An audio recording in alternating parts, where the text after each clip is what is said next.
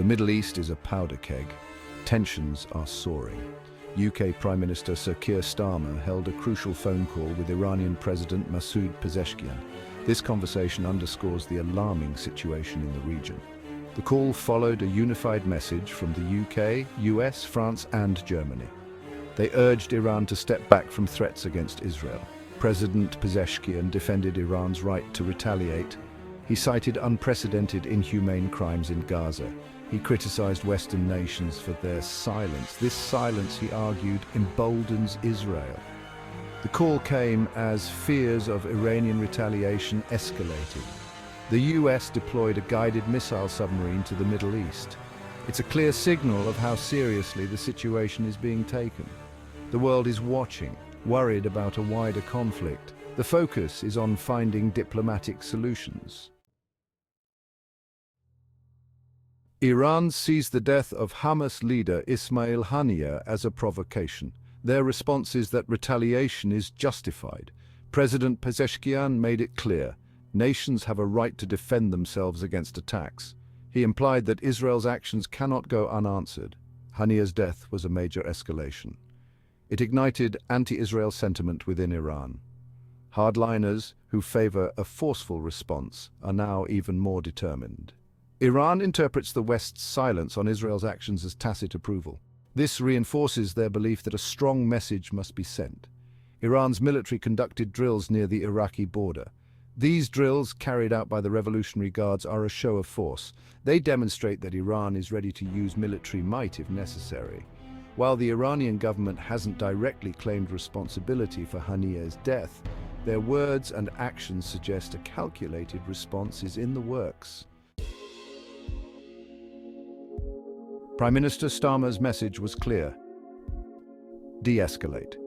He expressed deep concern over the escalating situation. He urged all sides to avoid actions that could further inflame tensions. He warned of the risk of miscalculation, emphasizing that war benefits no one.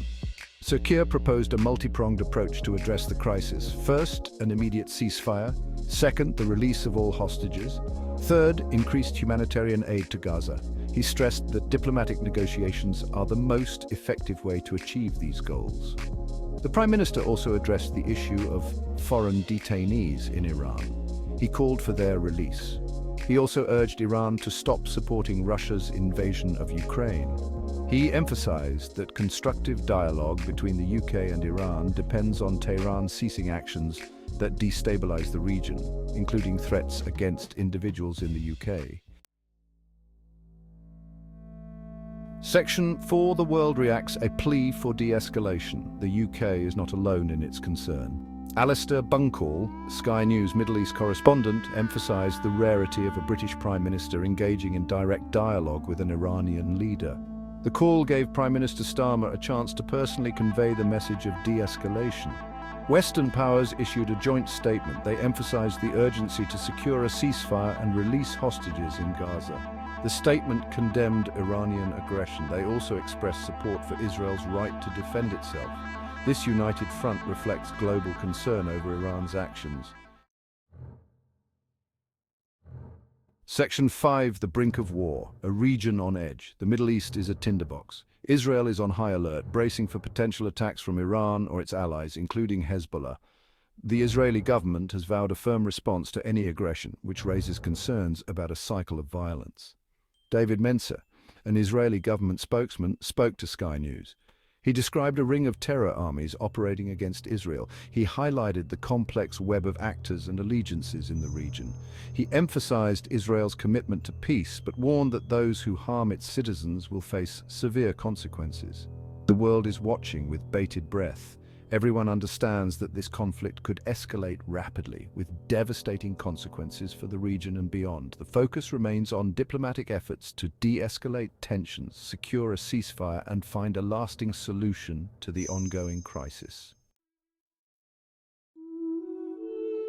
Section 6. Diplomacy, the only path forward. The phone call between Prime Minister Starmer and President Pezeshkian, while just one step, is a crucial one. It underscores the urgent need for dialogue. The situation in the Middle East is complex, with a long and troubled history. However, the stakes are too high for anything but a peaceful resolution. The international community must continue to pressure all sides to choose diplomacy over violence. A ceasefire is paramount, the release of hostages is essential, and humanitarian aid must reach those in need. The alternative, a wider conflict, is unthinkable. The path forward is fraught with challenges. Mistrust runs deep. However, the pursuit of peace must remain the ultimate goal. The future of the Middle East and perhaps the world hangs in the balance.